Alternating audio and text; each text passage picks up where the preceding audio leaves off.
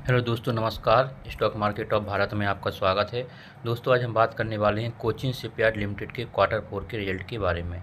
जैसा कि आप लोग देख पा रहे होंगे, पीडीएफ आपके सामने ओपन है और यहाँ पर जो डाटा दिया गया है ये आपका दिया गया है रुपीज़ इन लाख में।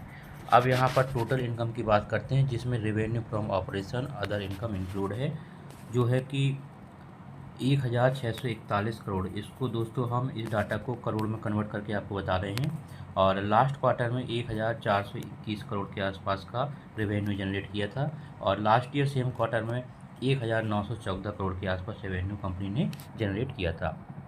अब यहाँ पर आप देखेंगे कि क्वार्टरली अगर हम बात करते हैं तो जो कंपनी का जो रेवेन्यू है, या फिर कह सकते हैं टोटल इनकम है, वो इंक्रीज हुआ है। जबकि यहीं पर हम ईयरली की बात करते हैं तो ये हो गया है आपका डिक्रीज।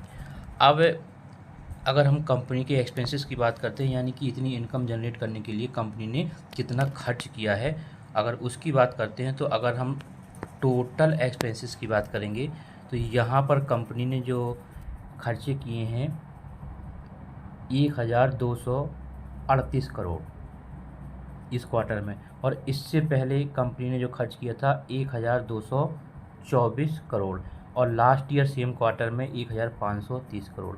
यानी कि यहाँ पर अगर हम कंपनी के खर्चे की बात करते हैं तो यहाँ पर क्वार्टरली जो खर्चा है वो थोड़ा सा यानी कि एक्सपेंसेस से बड़ा है, और ईयरली अगर बात की जाए तो यहाँ पर एक्सपेंसेस डिक्रीज हुआ है। अब देखते हैं आफ्टर एक्सपेंसेस, यानी कि टोटल इनकम से अगर हम एक्सपेंस को कट करेंगे तो बचेगा प्रॉफिट बिफोर टैक्स। और दोस्तों, यहाँ पर अगर हम प्रॉफिट बिफोर टैक्स की बात करते हैं तो ये है 402 करोड़, और लास्ट क्वार्टर में था 196 करोड़, और इससे पहले यानी लास्ट ईयर की क्वार्टर 4 में था 384 यानी कि 384 करोड़। अब यहाँ पर आप देखेंगे कि जो प्रॉफिट बिफोर टैक्स है ये कंपनी का क्वार्टरली क्या हुआ है, इंक्रीज हुआ है, और वो भी लगभग डबल, और ईयरली भी ये इंक्रीज हुआ है बट थोड़ा सा इंक्रीज हुआ है। और इसके बाद हम जब इसमें टैक्स की बात देखेंगे तो प्रॉफिट फॉर द पीरियड आता है या फिर ईयर, यानी कि टैक्स कट करने के बाद तो आएगा आपका 276 यानी 276 करोड़, और यही लास्ट क्वार्टर में था 144 करोड़, और लास्ट ईयर क्वार्टर 4 में था 287 यानी 287 करोड़। अब यहाँ पर आप लोग जैसा कि देखेंगे कि जो ये कंपनी का जो टैक्स है, यहाँ टैक्स बढ़ गया है। जैसा कि आप लोग देख पा रहे होंगे, डिफर्ड टैक्स यहाँ दिया गया 178 करोड़ और लास्ट क्वार्टर में 695, और उससे पहले टैक्स कंपनी को मतलब नहीं देना पड़ा था, या फिर देखिए यहाँ पर माइनस में है, ये ब्रैकेट में है। तो यहाँ पर कंपनी को इस क्वार्टर में टैक्स ज़्यादा लगा है, इस वजह से कंपनी का 276 करोड़ ही यहाँ पर प्रॉफिट बचा है आफ्टर टैक्स, और लास्ट ईयर ये था 287 करोड़, और लास्ट क्वार्टर में था 144। यानी आफ्टर टैक्स कट करने के बाद प्रॉफिट की बात करते हैं तो कंपनी का जो ईयरली प्रॉफिट है ये हुआ है क्या, डिक्रीज, और क्वार्टरली क्या हुआ है, ये इंक्रीज।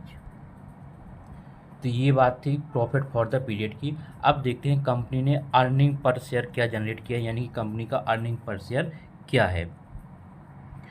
तो अगर हम अर्निंग पर शेयर की बात करते हैं तो जैसा कि आप लोग देख पा रहे होंगे, यहाँ पर है 10.51, और लास्ट क्वार्टर में था 5.50, इससे पहले था 10.92। यानी कि ईयरली अगर हम बात करते हैं तो यहाँ पर ये अर्निंग पर शेयर डिक्रीज हुआ है, और क्वार्टरली नियर अबाउट डबल हो गया है, यानी यहाँ पर क्या हुआ है, ये आपका इंक्रीज हुआ है। तो दोस्तों, अगर हम कंपनी के रिजल्ट की बात करते हैं तो ये एक ओके रिजल्ट कह सकते हैं। यहाँ पर क्वार्टरली जो है इंक्रीज हुआ है और ईयरली डिक्रीज हुआ है, और यहाँ पर क्वार्टर 4 में हमेशा इन कंपनियों के रिजल्ट है वो अच्छे ही आते हैं। तो यहाँ पर हम अगर क्वार्टर 4 यानी कि ईयर वाइज ईयर कंपेयर करते हैं तो वो अच्छा माना जाता है। और यहाँ पर अगर हम ईयर वाइज ईयर की बात करते हैं तो यहाँ जो कंपनी है, कंपनी का जो अर्निंग पर शेयर है डाउन हुआ है, यानी कि कंपनी का जो प्रॉफिट है ईयरली कम हुआ है। तो दोस्तों, देखते हैं मंडे को इस रिजल्ट का क्या इफेक्ट पड़ता है इस शेयर के प्राइस पर।